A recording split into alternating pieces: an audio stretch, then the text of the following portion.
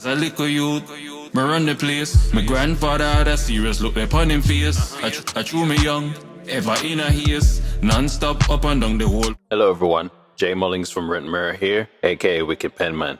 Please like, comment, subscribe, share it with your friends, all that good stuff. You already know what it is. But anyway, this week's topic is, it's Reggae Month. It's February, so I wanted to talk about Reggae Month. And I haven't really spent much time on the Wicked Penman channel in a while, so I wanted to examine Reggae Month and then kind of look into the history of things like the Grammys and who's won. And don't worry, I've got a whole plan. Just bear with. So first of all, you'll be wondering what Reggae Month is.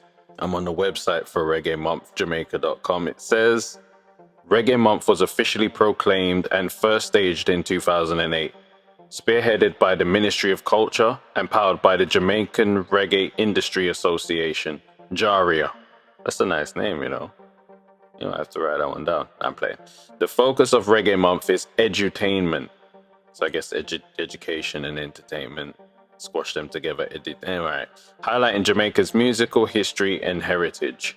The annual celebration has been a huge success, attracting on average 40... You're not getting none of that this year, so let's not even look at that. The goal of Reggae Month is to attract international acclaim for Jamaica as the reggae mecca of the world, enhance travel and tourism, that's not happening, for the month of February, and provide an educational platform of entertainment for all ages. Okay, I dig it, I get it. But yeah, it started in 2008. So it's in its infancy, which also begs the question, right? When it comes to Jamaica, you always kind of got to scratch your head sometimes. Jamaica is very advanced as a nation, and it has some very advanced people. You know, we're responsible for a lot of innovation and, you know, like influencing culture. No doubt. How the hell do you get to 2008 before you realize that there should be a celebration of reggae for... I know what most people are going to say is that, you know, the appreciation for reggae is all year round. No, but you got to have a Reggae Month. Anyway, let me not even bother. Right. I wanted to also look at I was looking at the Billboard charts, but for reggae and all of that, I thought that was interesting in itself. But no, let's start with every Grammy winner for Best Reggae Albums from 1994. Right? Might run out of breath by the time I'm done with this one, but let's start. Bad Boys by Inner Circle. They won in 1994. 95 was Crucial by Bunny Wailer. 96 was Shaggy with Bombastic.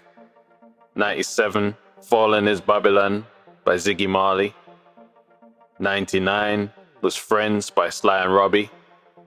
2000, Callin' Rastafari by Burning Spear. Hold on, does that make Burn? Nope, I was going to say that's the first time Burning Spear won. Oh my. 2001, Art and Life, Beanie Man. 2002, Halfway Tree, Damian Marley, Junior Gong. 2003 was Jamaican E.T. by Lee Scratch Perry. Jamaican E.T. I like that. When you hear him speak, I guess it makes sense. 2004 was Dirty Rock, Sean Paul. 2005, True Love, Toots and the Maytals. 2006 was Welcome to Jamrock, so that makes Damian Marley, Junior Gong a two-time winner. What? Within the span of, wow, he had a hell of a run there, innit? And then 2007 was Love Is My Religion by Ziggy Marley. 2008, Mind Control by Stephen Marley, so it was a Marley hat trick.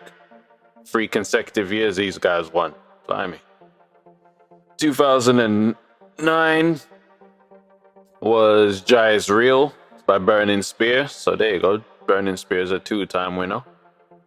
Stephen Marley again in 2010 with Mind Control. Hang on. Oh, it's the acoustic version. Still, come on, that's a bit cheeky. Hey, man said strip out everything else, just give them the guitars and resubmit the work, you know? Wow.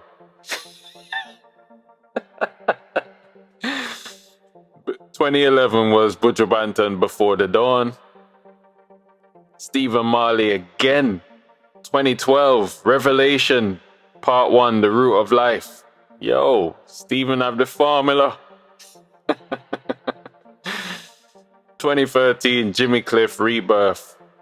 2014, Ziggy Marley in concert. Wow, Ziggy did it twice in a row. 2015 was Fly Rasta, Ziggy Marley again.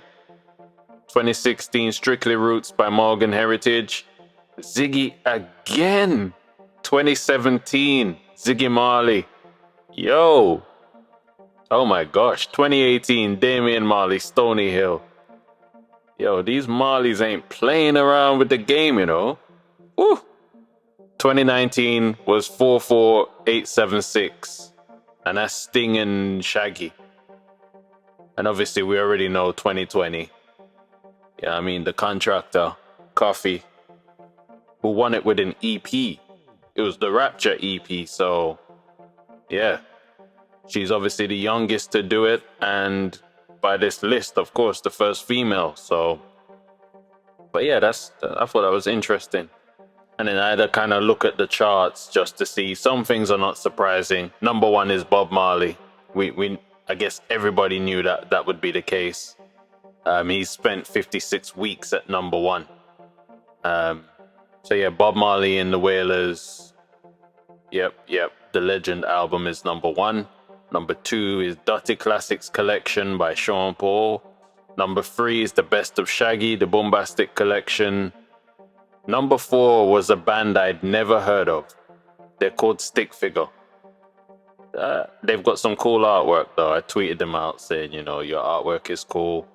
I don't know much about them, truthfully. I think it's a white reggae group, so there's that, as much as you can know about a white reggae group, really. But you know, they've been doing really well. They've got two songs in the number 4 and number 5, two albums, I should say, World on Fire and Set in Stone, and they've been on the Billboard charts for ages.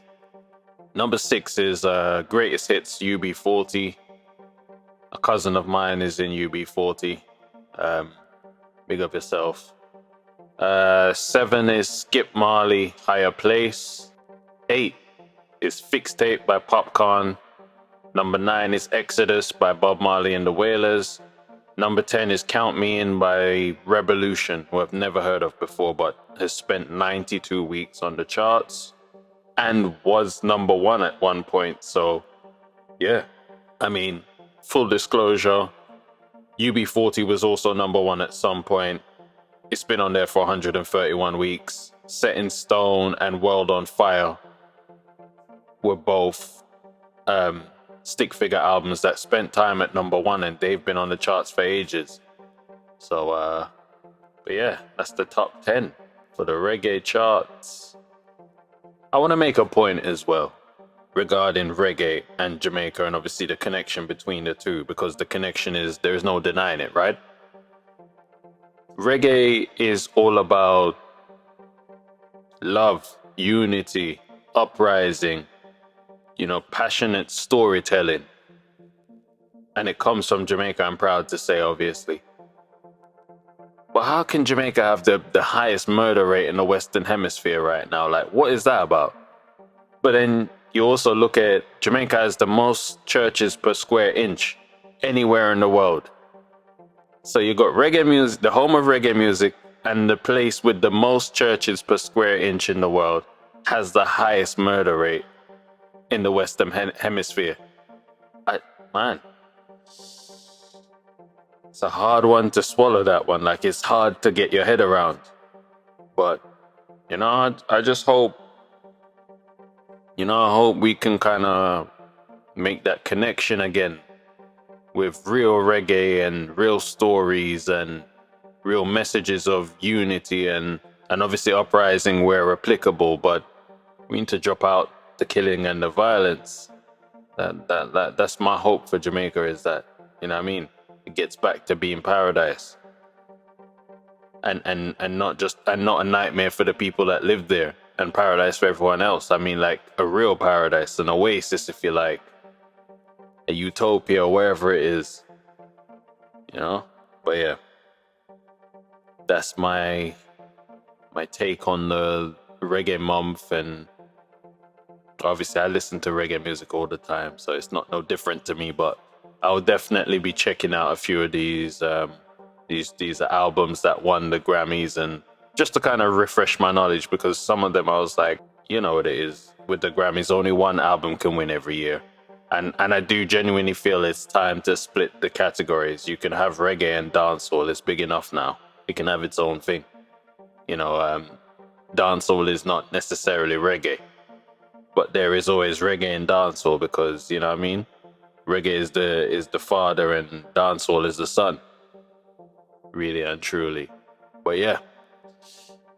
Anyway, as always, please like, comment, subscribe, share it with your friends, your family, your colleagues, all of that good stuff. You know, every micka make a muckle, you know? But anyway, you know the vibes. I'm out.